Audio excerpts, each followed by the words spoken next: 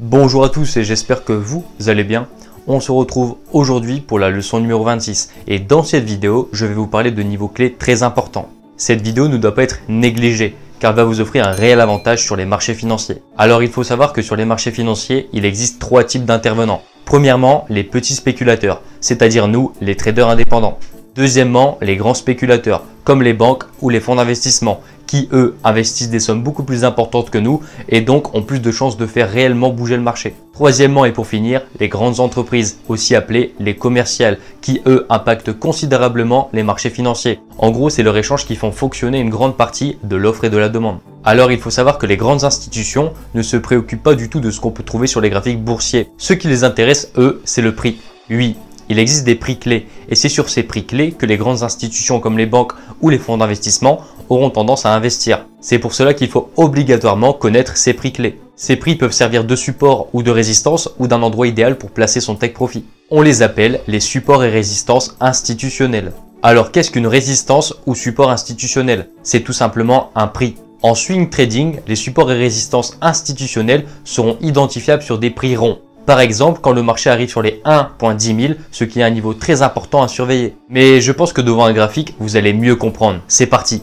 On se retrouve sur le graphique de l'euro-dollar en 4 heures. Alors rien de plus simple, à droite j'ai une échelle de prix. Et je vais tracer des lignes à chaque prix rond pour vous faire voir la puissance des résistances et supports institutionnels.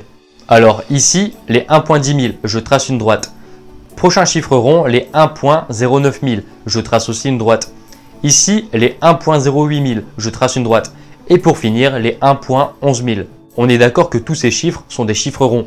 Même si je demande à un débutant de me tracer des lignes sur les chiffres ronds, il réussira. Pour vous montrer à quel point c'est facile, mais aussi très important.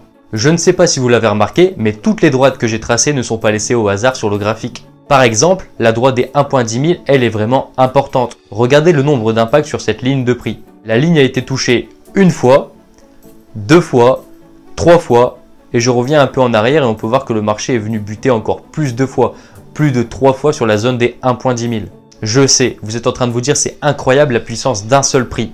Autre exemple, regardez la zone des 1.08 000 en bas du graphique. Certes, le marché déborde un peu, mais on peut compter plus de 6 impacts sur cette zone qui est complètement incroyable, juste avec une ligne tracée sur un chiffre rond. Alors pourquoi le marché réagit sur ces chiffres ronds ? Tout simplement parce que les grandes institutions comme les banques ou les fonds d'investissement utilisent ces prix pour programmer des achats et des ventes. Maintenant, je vais vous faire des exemples de trades grâce à ces lignes et aux simples bougies japonaises. Par exemple, ici, sur les 1.10 000, on sait déjà à l'avance que c'est une zone avec un très gros potentiel d'échange. Bien sûr, je ne lance pas une vente à la simple approche de cette zone, mais si le marché me montre que le prix n'est pas prêt de casser cette zone, alors je peux en tirer du profit. On remarque ici une belle impulsion haussière. Arrivé proche des 1.10 000, c'est-à-dire ici, on remarque que le marché a essayé de passer le cap des 1.10 000, mais sans succès. Et sur ce prix important, le marché nous a fait comprendre que cette zone clé n'était pas prête à casser et que la clôture en bougie nous laissait un magnifique marteau inversé qui lui nous indique un retournement. Et bien sûr, pour valider mon marteau inversé, j'attends une belle bougie baissière. Je me positionnerai sur la deuxième, c'est-à-dire ici. Première indication, le marché nous a fait comprendre que le niveau des 1.10 000 résistait et ne voulait pas casser. Deuxième indication que le marché allait partir à la vente, la formation d'un marteau inversé et bien sûr suivi d'une belle bougie baissière. À ce moment-là, tu peux te positionner à la vente et placer ton take profit sur le chiffre rond qui marque le plus bas du canal, c'est-à-dire les 1.08 000. Cet exemple était juste pour vous expliquer la puissance des chiffres ronds et de leur importance dans notre trading. On peut aussi remarquer que la zone des 1.09 000 est importante. Le marché est venu rebondir plusieurs fois dessus, donc je garderai cette zone en observation. Et aussi, une résistance ou un support institutionnel fonctionne comme un support et résistance basique. Si le prix dépasse par le haut une résistance, alors elle devient automatiquement un support et vice versa. Et aussi, vous pouvez arrondir vos supports et résistances basiques par rapport à ces chiffres-là. Par exemple, si tu as vu la vidéo des supports et résistances, tu remarques directement deux impacts sur la même zone, ici.